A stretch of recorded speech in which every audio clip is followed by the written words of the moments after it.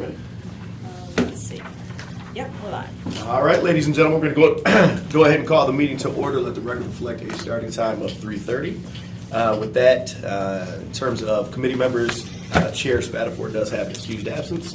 Brings us to agenda item number 3, the meeting minutes from July 10th, 2023. Mr. Cost, what's your pleasure? I would move the meeting minutes as written. All right, there's a motion on the floor. Meeting minutes as presented. Any further discussion? Hearing none, all those in favor signify by saying aye. Aye. All those opposed, same sign. Motion carries. It takes us to public comment on agenda items. Typically what we do, folks, is we entertain public comment with regard to respective items when we get to those respective items. However, if you have more general commentary with regards to the items on the agenda, or you're not able to stay for the duration of the meeting, we will entertain that comment now. We would simply ask that you come up in front of the table, say your first and last name for the record, and then we'll give you 3 minutes. Is there anybody wishing to make public comment? Going once, going twice. All right, that takes us to discussion action item number 5. This is a resolution of appointment for a Raven Yes. Gilmore. Okay, fantastic. As an at-large member of the Park Board for a term to expire June 30th, 2027. Welcome. Thank Glad you could be here. Typically what we do is we simply allow applicants an opportunity to tell us a little bit about themselves, talk a little bit about why they applied for the position that they're seeking, and then to just discuss any, whether it's professional experience, personal experience that uniquely qualifies them for that specific board. Certainly we want to hear that as well. Perfect. Well, thank you all for having me. I am looking for appointment to be on Lansing's Park Board. I am already a dedicated public servant. I work for Michigan Supreme Court as a program coordinator, so I deal directly with the public almost every single day. But what makes me uniquely qualified for this particular position is I love parks. During COVID-19, actually, I think it kind of saved, actually my mother's here too. We didn't have much to do, we couldn't go anyplace. So we took to our parks, and so my love for parks are not only just on a municipal level, it extends over to the national level. So I believe last year, 2023, I forget my years, I was able to take a trip to the Great Think Five, so Zion, Grand Canyon, Bryce Canyon. I'll spare you all that, but I just love parks and also what they do for our community. They boost our city economically, socially, and any other way, as I just said, health-wise. So you're getting someone who has a considerable amount of experience in public service. You're getting someone who's actually passionate about our earth, our nature, and our parks, and also people, or someone who's passionate about our people. So with that being said, I do hopefully hope that you all consider me for this appointment. And any other questions or comments? Mr. Cost. Just 2 quick things. One, Parks Board is one of my favorite boards. Okay. Takes a little bit of dedication of time. Do you have that time available? I do. Okay. And then 2, who's the dog? That is my, I was going to say my son. That is it technically is my 4-legged furry son. That is Reese. Reese. I've had him for a year now. He was born April 20th. I got him on July 19th of 2023. No, 2022, excuse me. I forget the years again. Well, I think he'll be a great addition along with Reese. Thank you. Thank you. He knows the I'm parks better than hesitant I to do. vote yes without Reese being here. You're not the first person who doesn't really want me without the dog around, so that's fine. So it sounds like you're well versed when it comes to parks, which is fantastic. Sounds like you're a user of our park system, which is fantastic. The City of Lansing, what's one thing you think we do well within our park system? A lot of things. A lot of people, I think, have a lot of angst or disagreement or contention when it comes to government. But you guys do social media really well, particularly the Parks Board. I mean, the Facebook is very active. Can I stop you real quick? That was one of the things I think that spoke to me about your answers here in some of your commentary. You talked about citizen engagement, citizen participation. Yes. One of the things the Parks Board is doing right now, and they're struggling, is they're trying to come up with an implementable citizen participation plan. Because what we're seeing is really across the city, we're seeing things being done in parks, as an example. A lot of times they were, for location, they were chosen, right? Because they're uniquely positioned in the heart of people's front door communities. And so, but we're going in a lot of times and we're making substantial changes to playgrounds, to other amenities, recreational amenities and the like, and we're not really engaging. And so what ends up happening is we kind of get in there, we drop it, we walk away, and people are confused and sometimes upset and frustrated. The character of their park has changed. So I really like that piece. What about outside of citizen participation? What's one area we can improve upon in our parks? Let's see. So again, though, Lansing, that was an interesting point. I was saying you guys do things really, really well. But I think what's really important for almost every city is keeping intellectual capital and constantly renewing it. So figuring out kind of like taking a futuristic or futurism approach and saying what is the needs of the next 20 years and making or building a plan. Well, ultimately what we would do here is just kind of advise the mayor of what's going on. Yeah. So we have these thoughts and we see these things that are coming, and this is maybe how something we can do to engage the persons just coming out of MSU to stay here in Lansing or move to Lansing. What can we do to engage, or what trends are we seeing in the future that can translate to helping us achieve further longevity and continued use? I agree. Not only in Go ahead. people, but also businesses as well. Sure, too. absolutely. Do you have any other questions? I do not. Okay. Do we have a motion? I would make a motion All right. to move. So before I vote, thank you so much. And I tell everybody that applies for the Parks Board. I was on the Parks Board for Oh, 5 you years did? prior Okay, to great. council. Yeah. Oh, nice. And we have another council member that was on the Parks Board for 5 years. Okay. And I think it just, because of the work, because of the commitment, because of the engagement, it's a unique board. I think particularly that at-large piece, because it allows you the opportunity to get out and talk to different associations and groups all across the city, so that you can learn what is, because it really is different in the first ward. Their wants, their needs, recreationally, I should say, and even their own socioeconomic situations are sometimes different than people in other parts of the city. Sure. And so what they want to see in their parks might be different than what people want to see in Southwest Lansing parks. So I think it's an honor, but it's a lot of work, and I think you're up to it. Thank you. So with that being said, all those in favor signify by saying aye. Aye. All those opposed, same sign. Motion carries. Thank you. All right, and we'll see you tonight at 7? Yes. Is that correct? Thanks. All right. Thank you. I'll see Yep, you. not a problem. Can I leave? Thank you.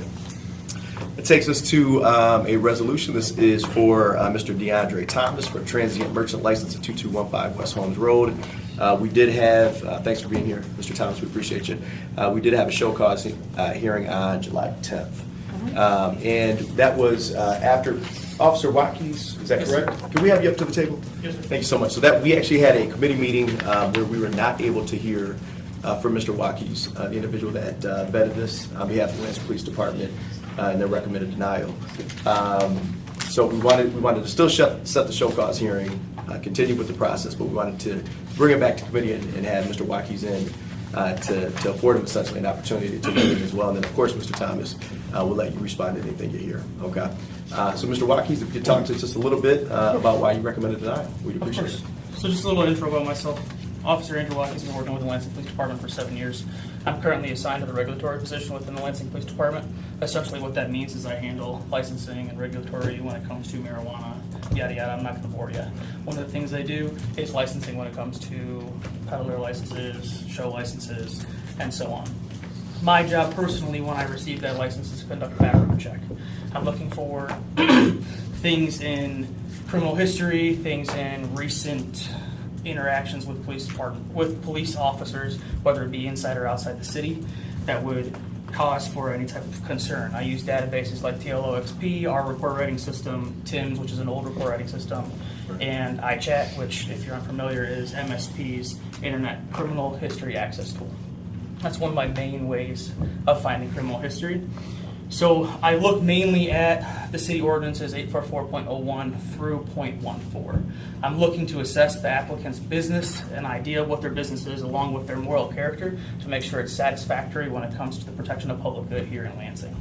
Specifically, I pay a lot of attention to 844.14, subsection A, subsection 1, which is the third page of the application, which asks the applicant to disclose any criminal history when it comes to convictions, misdemeanors, or anything that has to do with like a city ordinance that they may have been tied up in, whether present or in the past.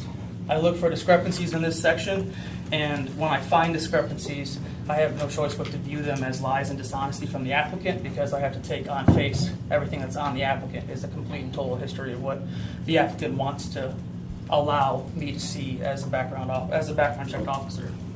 So during my investigation, after I received the application from Mr. Thomas, he stated on the application that he was convicted and charged about 20 years ago, probably more now, of possession of marijuana and fleeing in elude, which is running from police officers inside a vehicle when they're trying to make a stop on you.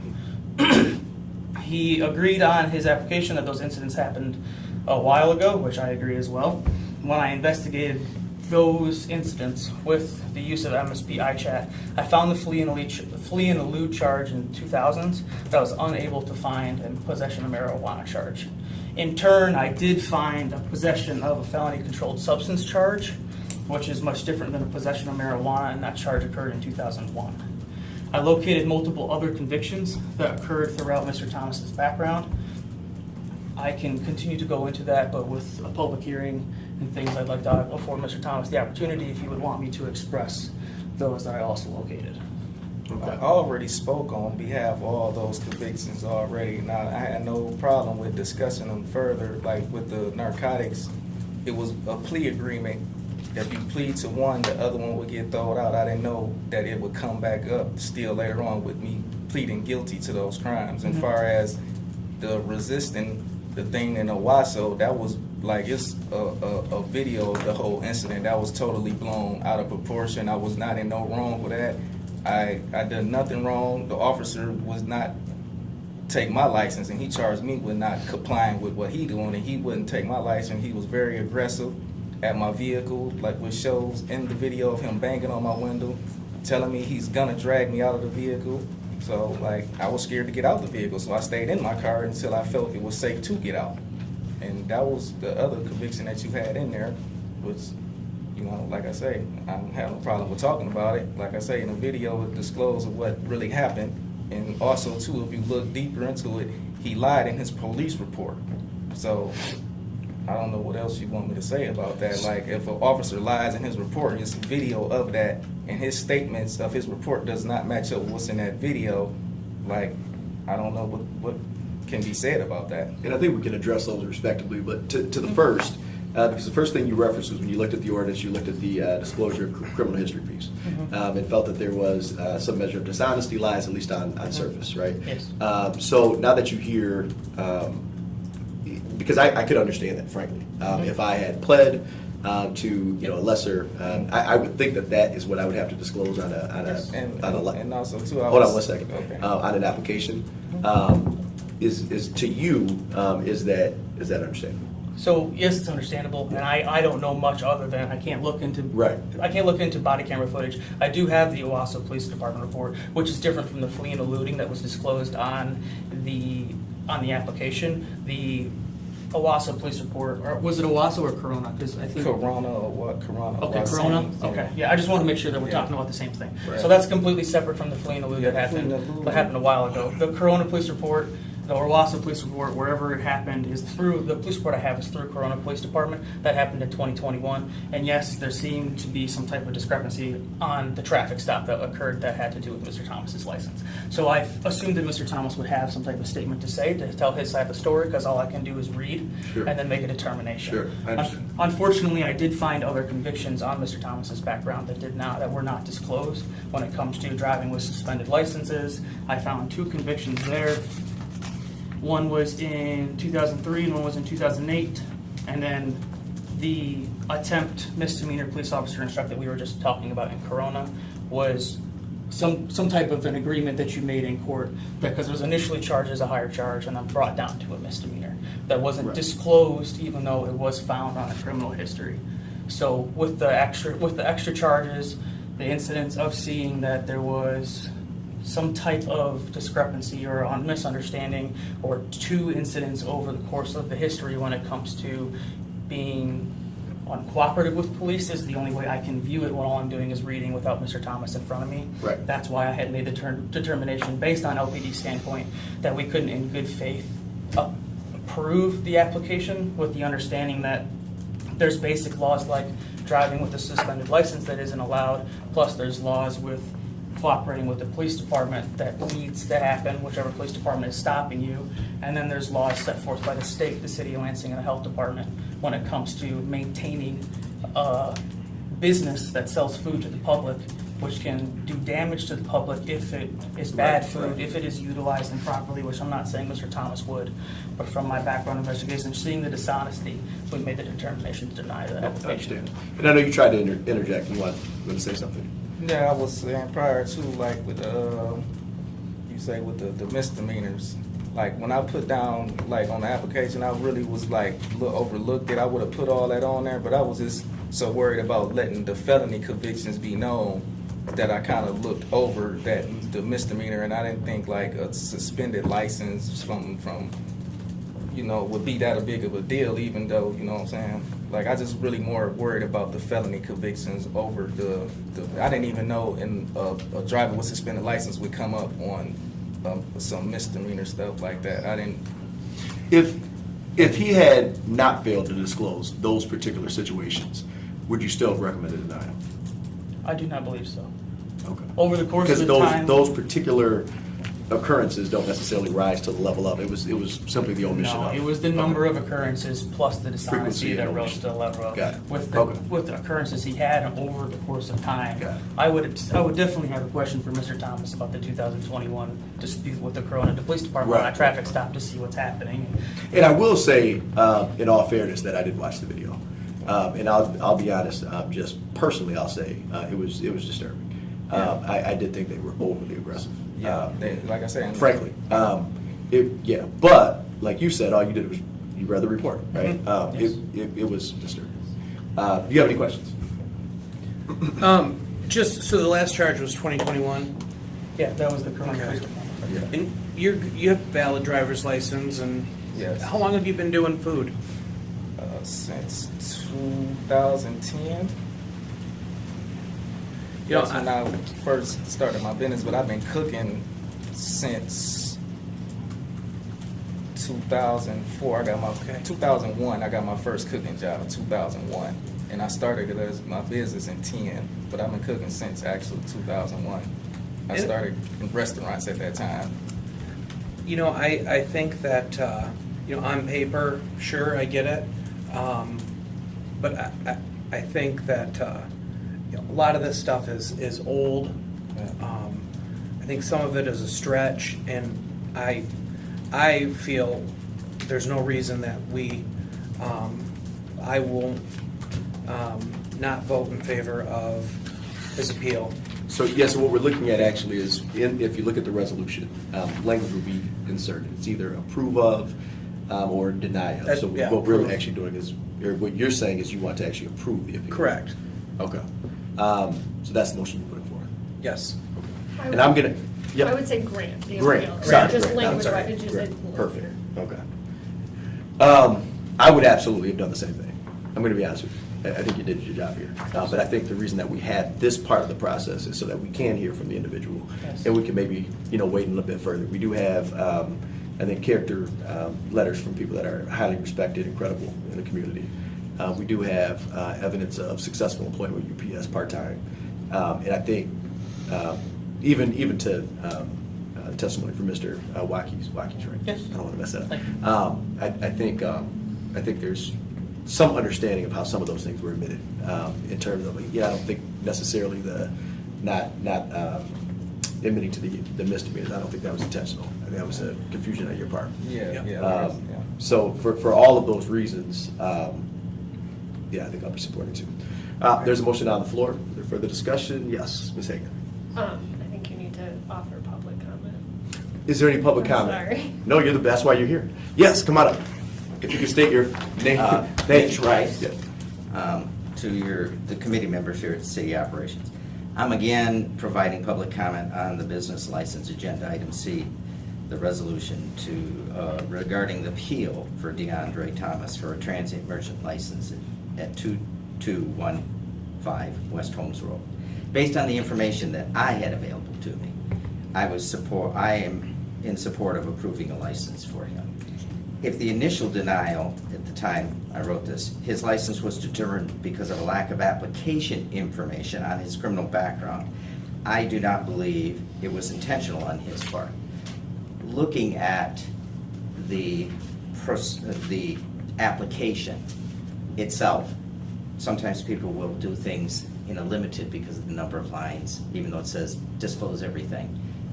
And talking with him, I think it educationally or understanding-wise was one of the barriers. And additionally, a person changes over his lifetime. Past criminal behavior does not or should not be a permanent definition of anyone. It's important for our community in the city of Lansing to develop a fair and equitable way for people such as Mr. Thomas to run a business that reduces a return to prison. Thank you. Anybody else? Mr. Thomas? To say one more thing, Sure. even though I have been employed ever since 2001, I have never been unemployed from then until now. I always had a job. Right, right. From 2001 till now, Absolutely. I was always employed. I appreciate that. Yeah. Real quick question, and I don't know if anybody at this table can answer this. I know what a transient merchant license is. What's interesting to me is, prior to exploring it a little bit further, I always thought that allowed you to be mobile. And my understanding now is it's simply meaning it's temporary, it's impermanent. Is there a license type that would allow somebody like Mr. DeAndre Thomas to actually be mobile with his business?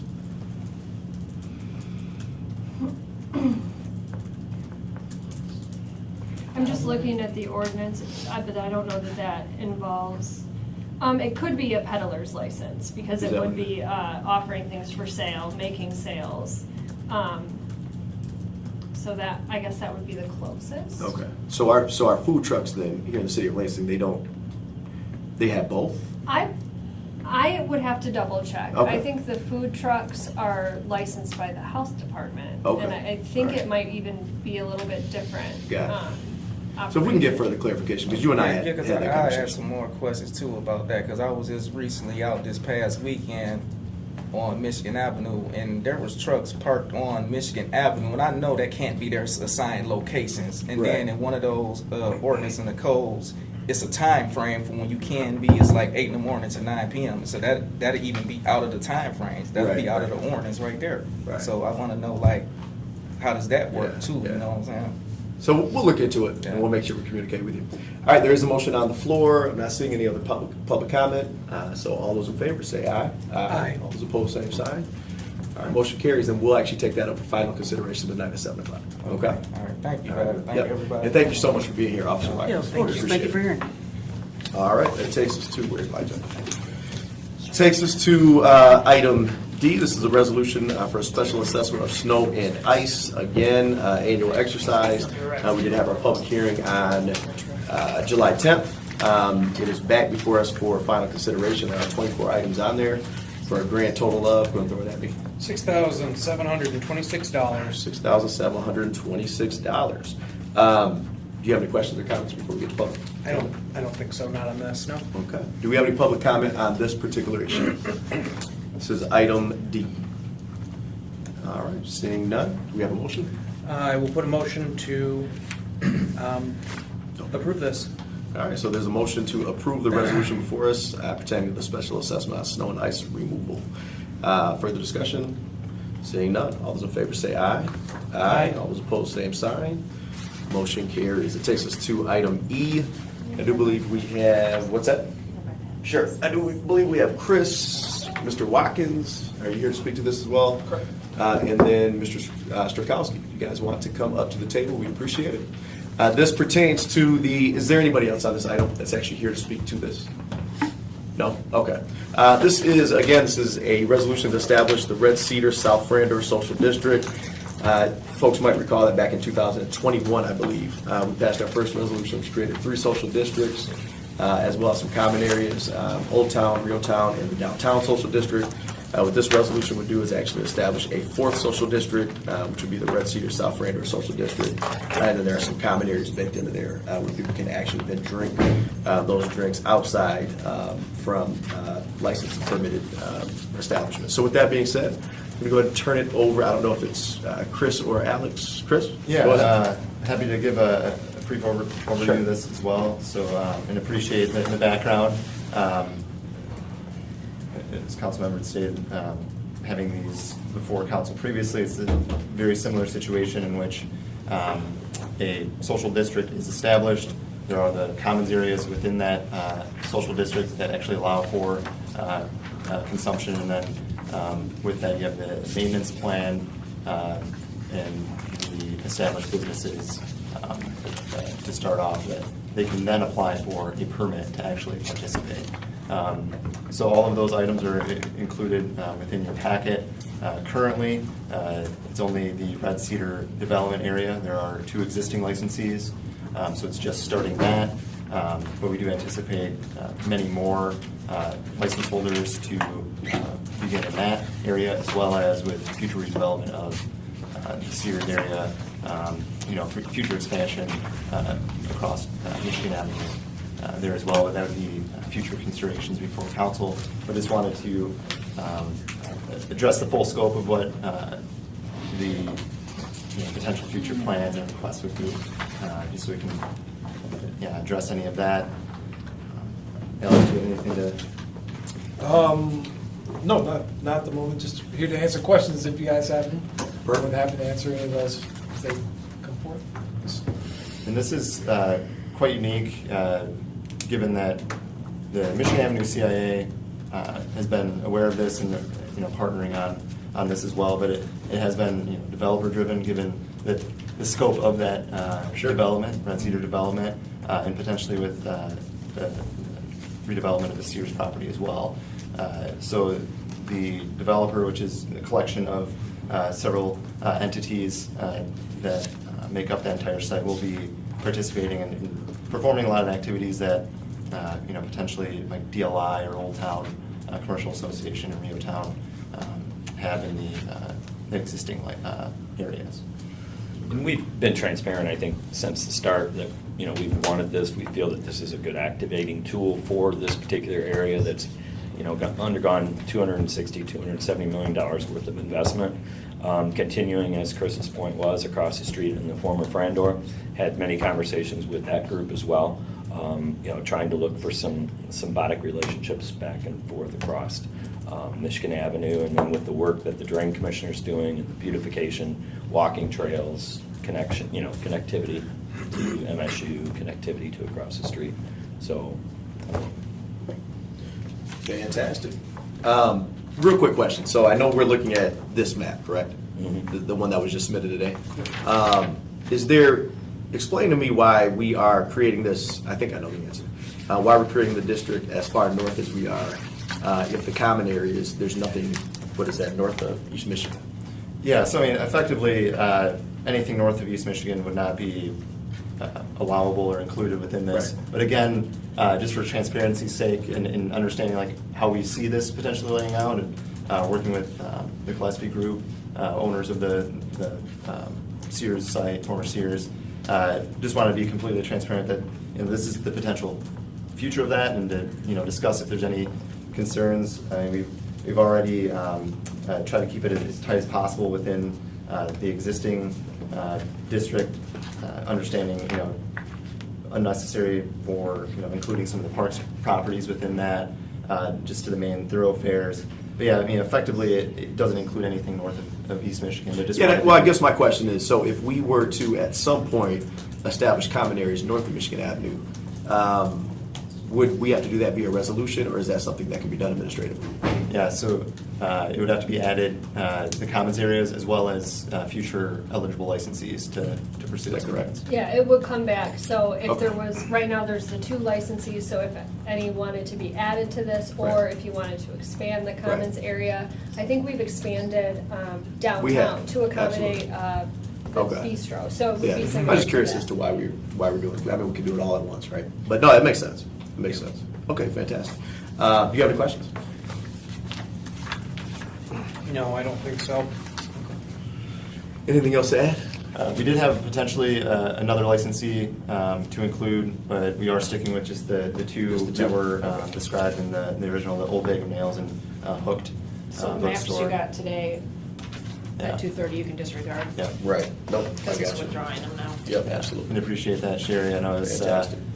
kind of rushed and then pull back from that, but we do anticipate that one plus more pretty quickly here as those spaces fill out. Yeah. So. And we have- The development's beautiful. Thank you. And We gotta we've go. had, we had a good 40-minute conversation this morning with our partners in Columbus and talking about managing, as far as making sure there's receptacles, making sure that we're, going by what the resolution is actually saying, working with the Parks Department. Signage. And the signage piece, very Right. important. Okay. All right. And these are managed, right? So it's going to be managed City of Lansing, Corridor Improvement Authority, and And then us as a Okay. condo association, pretty Got much, it. which would be Okay. the ownership management representative from each one of the ownership pieces. Yeah, the CIA would partner in that and oversee it, but being the condo association and the different partners there, maintaining the day-to-day, once like the signage and things have been established, any trash cleanup, which is all part of maintenance of that area anyways. Right. So that makes the most sense. So it's a good public-private partnership on making this succeed. And that's generally how the other ones have worked. I know with PSD it's a little bit different because they provide trash services and things, but the CIA isn't really set up to operate necessarily in that manner. got it. Okay. Hotels, middle of August, we found out today. Excellent. Sorry. Do we have any public comment on this? No? Seeing none? All right. Well, we need a motion. Make a motion to approve the resolution. All right, so there is a resolution on the floor for support. All those in favor signify by saying aye. Aye. All those opposed, same sign. Motion carries. And this actually shows up on the consent tonight. I think I have a good enough handle on it to explain and answer questions, so I don't think you need to be there. But if you want to come, yeah. I'll be Okay. there. All right. So All right, fantastic. Thanks for being here. Thank you very much. Appreciate it. All right, we are to item F. Alec, if you want to come on up, we appreciate you. This is setting up a second public hearing. This would be August 14th, is that correct? Yeah. Okay, so August 14th, this deals with the noise special permit, CSO 015 South project. We just had a public hearing on July 10th, so if you want to talk to us about why the need for the second, we appreciate it. Yeah, there was a couple comments that folks didn't receive an invitation to the hearing or a notice to the Right. hearing.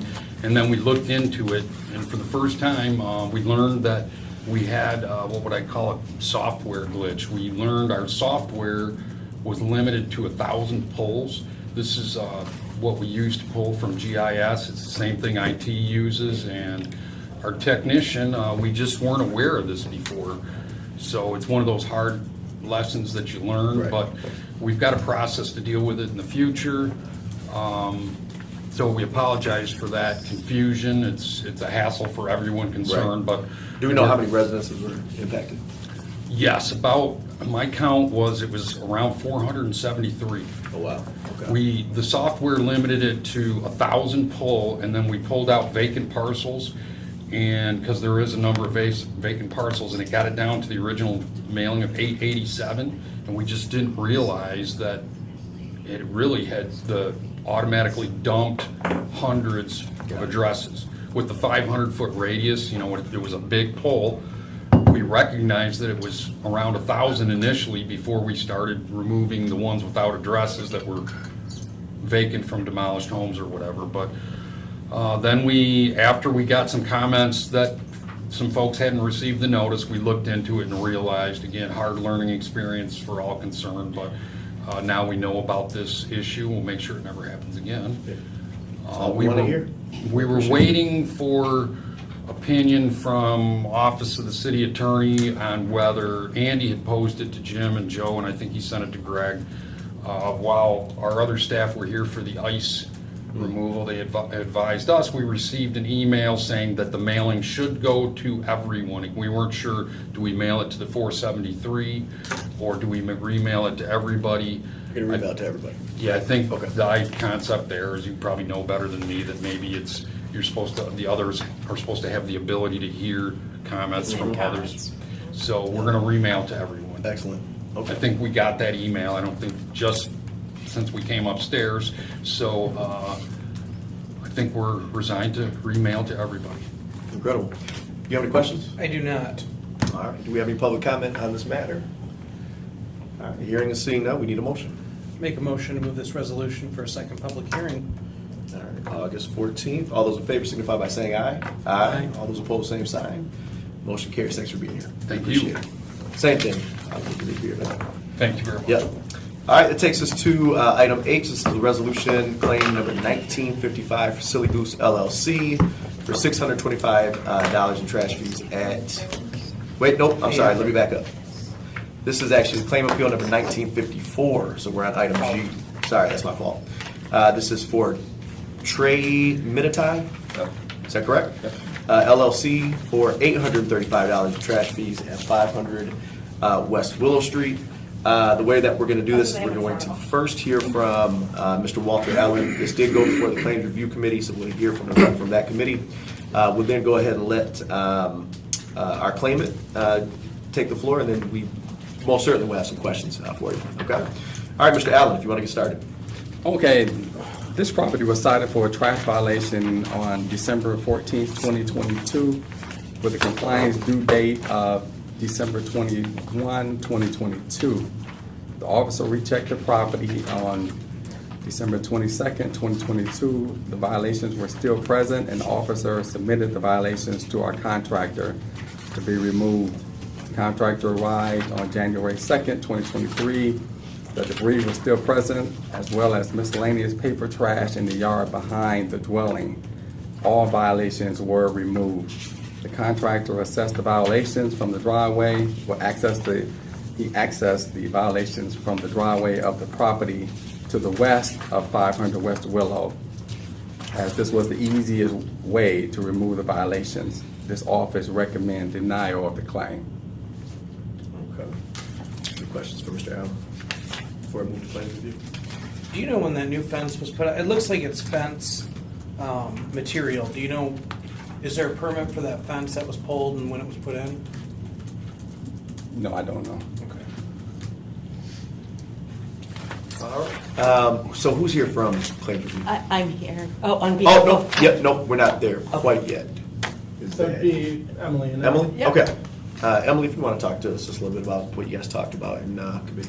Yeah, sure, and if Matt has anything to add. But Sure. we looked at the property quite extensively, and we seem to see that the trash still fell on the property line that was in question, and that's why we made the ultimate Right. decision.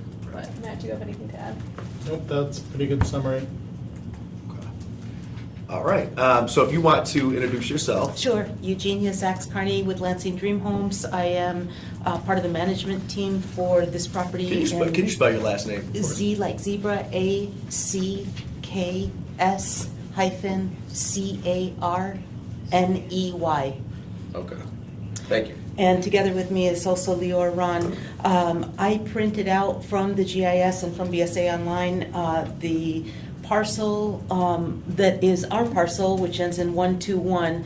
The adjacent parcel is 131. Our parcel is a rectangular piece, and the adjacent parcel is kind of an L-shaped piece that goes around the, and I'm more than willing to share these. Yeah, please do. That goes around the rectangular parcel. I did it both as the sketch version and as the photo version and a blown up version, and I think the sketch versions actually, to me, show the outlines a little bit better. There's a driveway on the adjacent parcel that goes through the adjacent parcel, and that's where the accumulation of the wood debris was. And it is the adjacent parcel that would have pulled the permit for the fencing that went around, and that was there. I'll just leave all of it. And there's also photographs of it. And it's the adjacent parcel that would have pulled the permit for the fencing, and then I guess over that Christmas period where the violation occurred, they must have left some debris because their contractors weren't there. We then, I guess, got the citation. We approached the neighbor and asked him about the debris, and he says, "Oh my gosh, I'm sorry you guys got hit with this." We addressed all of that in the initial hearing. If it takes an affidavit, we will do that for the next hearing, but I think it's pretty clear from both the pictures that were subject to the violation and what we just printed out, which are the sketch drawings and the pictures. It's definitely materials that were not on our parcel, and we did not pull the fence. That's not what I want. I just want to see this right.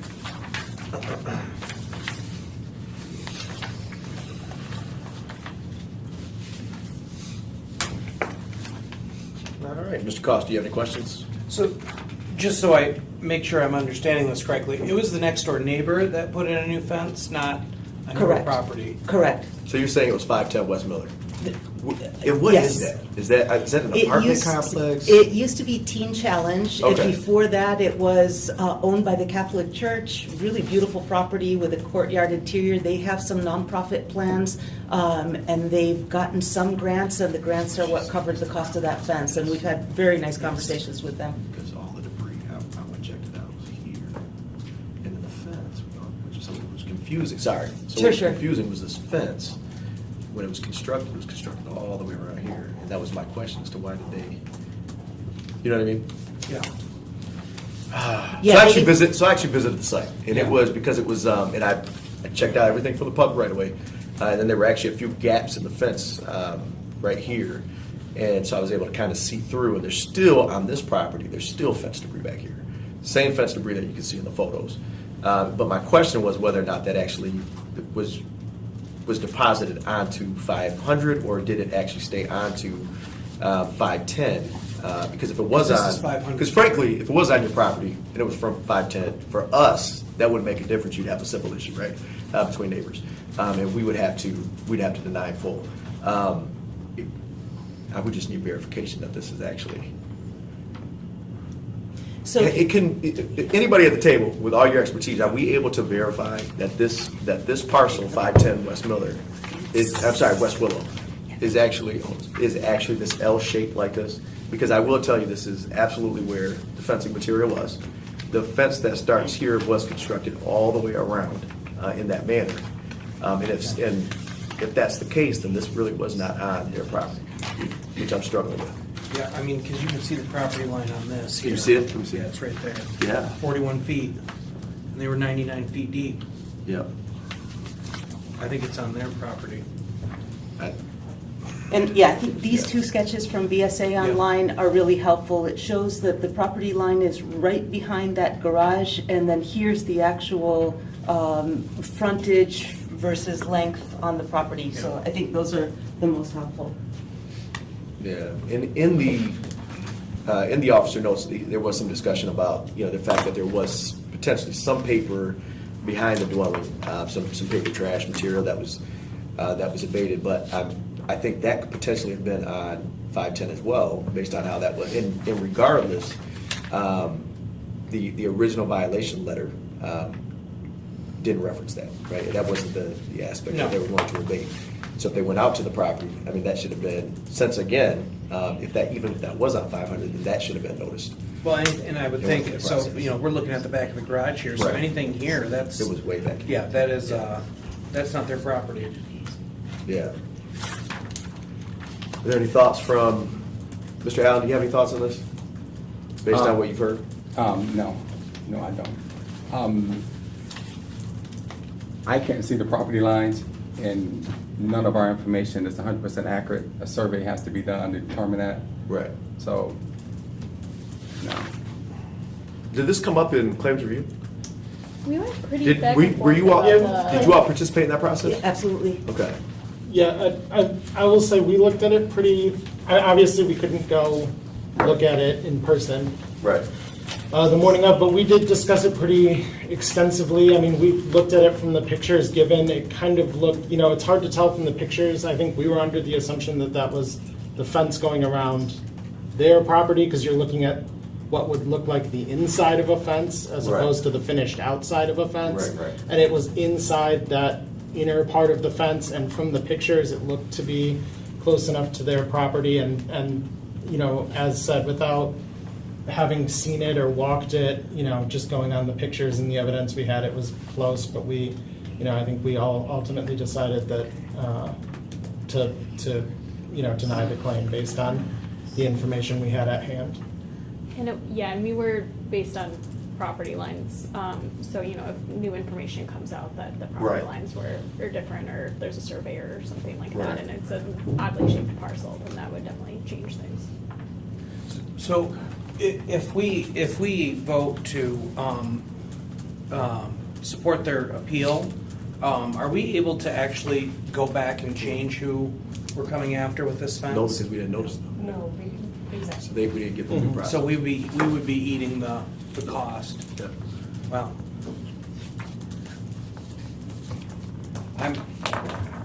I'm gonna move that we support their appeal. This is tough.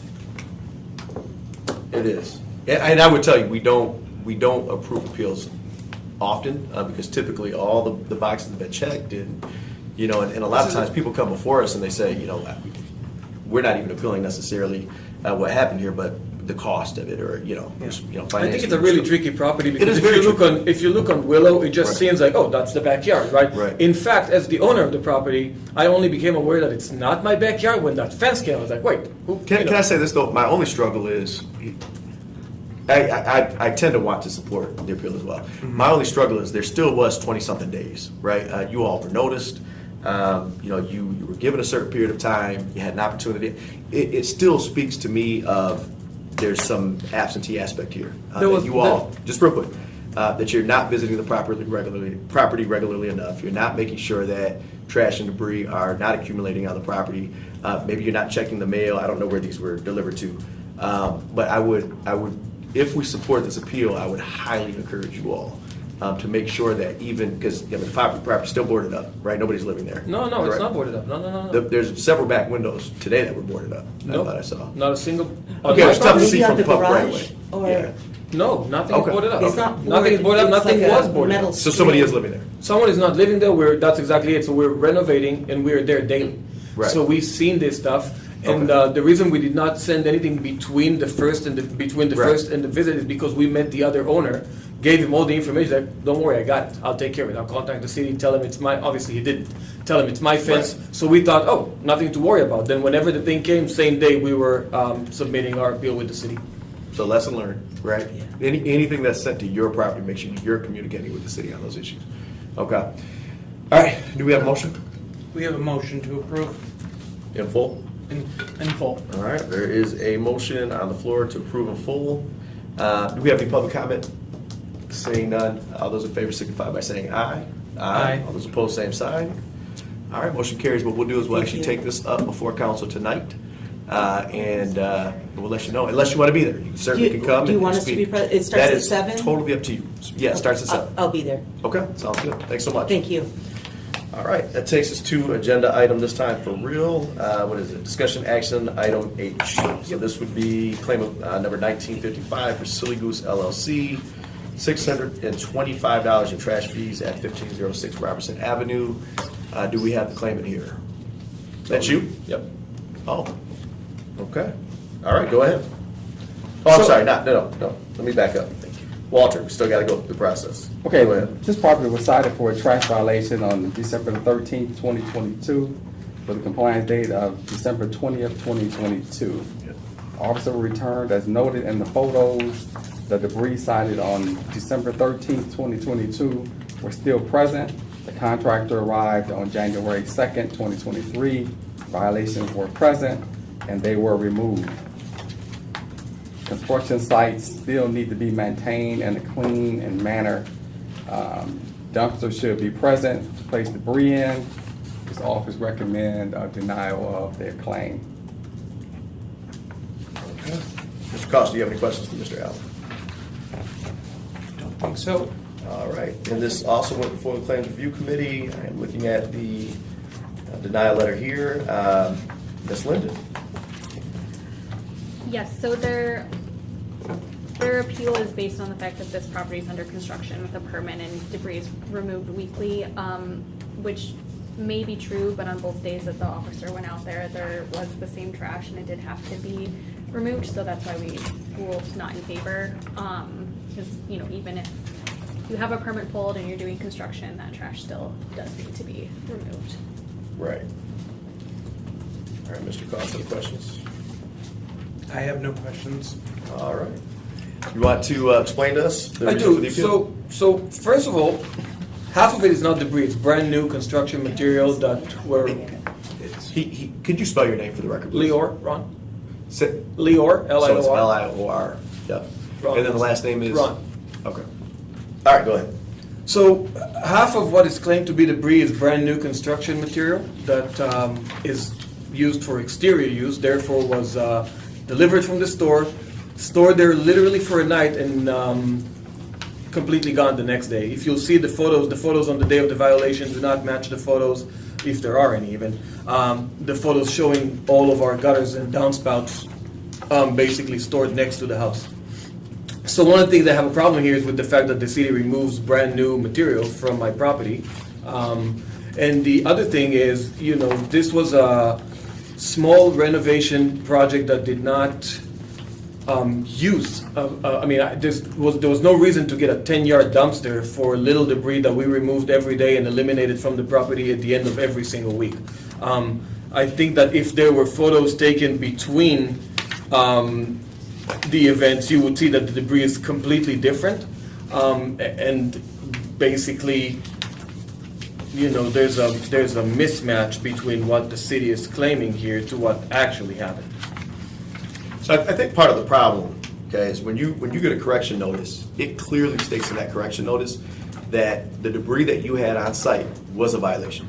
So regardless, if I'm a property owner and I get a letter such as that, I now know, even if I do clean this up, that any time I have deposited debris on my property, that's a violation. And it also says in the correction notice that should our contractors arrive, if there's additional debris that was not part of the original notice, that will be abated as well and you will be charged. So I'm struggling with that aspect of it. The other piece is, as I look at these pictures, I'm not seeing a whole lot. It just looks like trash, frankly. In the trash, at some point, You don't see that? Please don't interrupt me. The other piece is, even in the public right of way, the trash is coming out from the property onto the sidewalk. This is a really, really poorly maintained, if this is a construction site, very poorly maintained construction site. Mr. Cost, do you have any questions or comments? I don't. I agree with what you said. Looking at some of these sidewalk pictures, you've got construction debris on the sidewalk. Right. Unfortunately, even if those downspouts were there for a day, that's when the trash contractor came, and that was when it was cleaned up, because clearly the stuff in the backyard's trash. Yeah, and I get what you're saying, is, if it's new construction material, our ordinances are ordinances. As an example, if you have an indoor chair that's outside, and it's, on your lead sidewalk or on your porch, or and it's new, if you've been noticed for it, we get out there after that 7 days, we recheck it's still there, and we contract, and we incur a cost. You're going to be charged. That's just the way it works, unfortunately. And I think you heard this earlier. Sometimes you learn expensive lessons, and maybe that's what this is here. Did you have anything else to add to the committee? No. Do we have any public comment on this issue? All right, we need a motion. I would move to deny in full. All right, there is a motion on the floor to deny it full. Further discussion, seeing and hearing none. All those in favor say aye. Aye. Aye. All those opposed, same sign. All right, motion carries. The same thing, we'll take this up tonight at 7 o'clock in front of the full body. No. Oh, it's not Claims, tonight. claims go to the next meeting. Oh, sorry, Yeah. it's next week. I apologize. August 14th. So actually, both of those. Yeah, all So the I claims go to misspoke. August I 14th. apologize. So no need to come tonight No at need to come 7? tonight. Come It's to August this one. Got it. 14th. Yep, thank you so much. All right, that takes us to item, let's see, I, and this is for Hamid Katawazi. Is that correct? Okay. Come on up. This is claim number 1963, $493.40 in board up fees at 101 West Hillsdale Street. Let's see. Perfect, okay. I was just looking at the dollar amount. Mr. Walter Allen, you want to speak to this one? Yes, the premise officer arrived at this property doing a red tag 360 inspection. Upon inspection, it was discovered that the front window was missing. The property was open and accessible. The officer contacted the board of crew. The property was secured. This office recommend denial of that claim. Mr. Cost, you got any questions with regards to the officer's report? Nope. All right, Ms. Linden. Yeah, I think the problem with this one is the claimant said that, he bought a new window and was going to replace the old window, but when the code officer came back, that had not yet been done. So even if there were plans to do that, there was a date it was supposed to be done by, and it was not. So, It's straightforward for you. Okay. fully believe he had plans to probably replace the window, but unfortunately, that's how claims work. So, Got it. do you have anything to add, Matt? Nope, that's a pretty good summary of our discussion on the topic. Simple enough. All right, Mr. Katawazi, Yes. go ahead. Do you have the picture I submitted? I have the pictures from our packet. They this have is actually everything from our that I clerk's just gave office. you. Yep. Oh, okay. Yep. Yes, correct. Yeah, I bought a window and I was trying to replace the window. It was only a glass. I just put it outside. It was accessible. The door was open. We went to bring some more material for the same day to just replace that. And you can see the window was inside actually when they put in, when they boarded out. The window was inside. That was a brand new window. And when I came back and with my wife, I went to the city, I said that happened, and the door was open, and also all the material was there. They said we cannot do anything.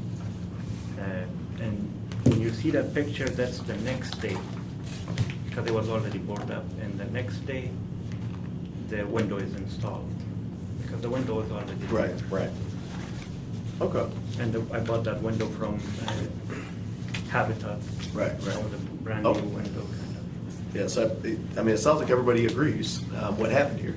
Mr. Costa, you have any questions or comments? I think so how long was the window busted? One more time, please. What do you The mean? window that was missing glass, how long was it missing glass? I would say more than 5 hours.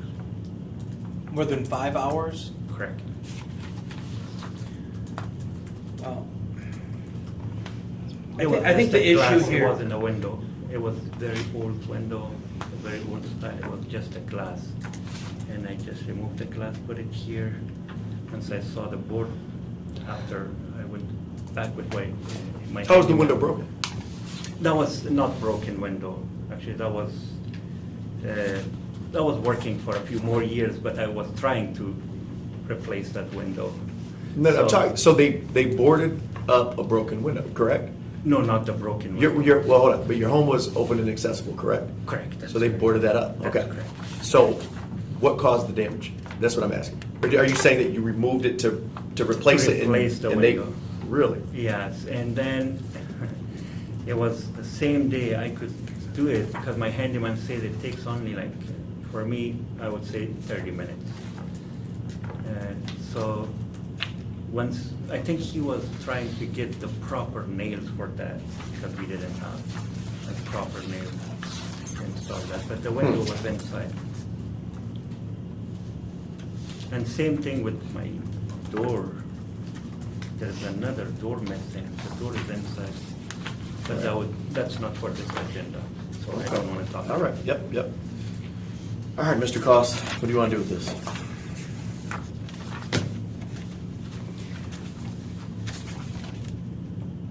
I guess I'm just having a hard time here with this time, trying to figure out the time frame on this. It looks like there's green trees in the background of that, unless that's a pine tree. And these were taken on 2/15.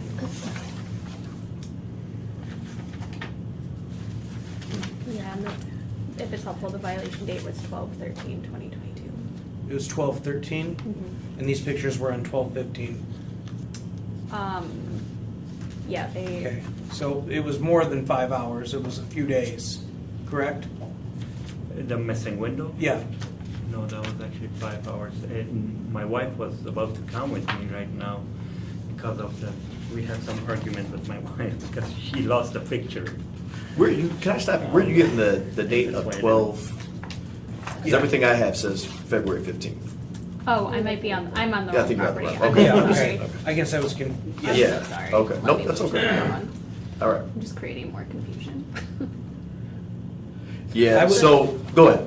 I would say that, at this point, I would move to deny, but if we can get concrete evidence that, it was a few hours, I would be willing to change my opinion on that.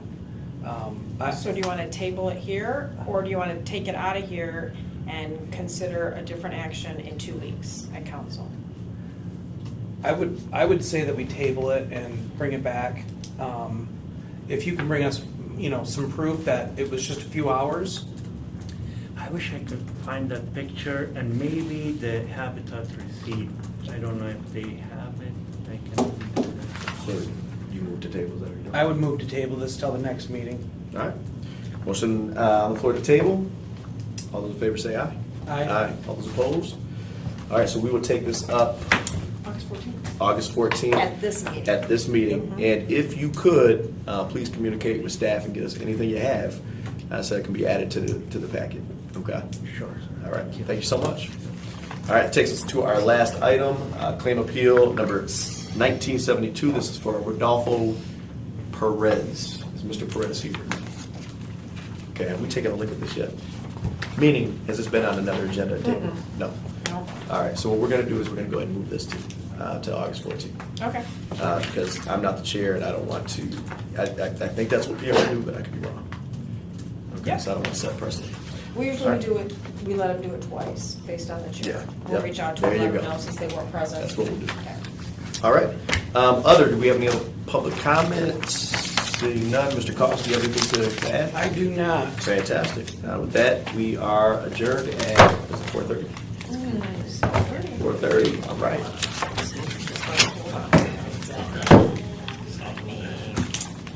Let me end. Okay, we're done. Our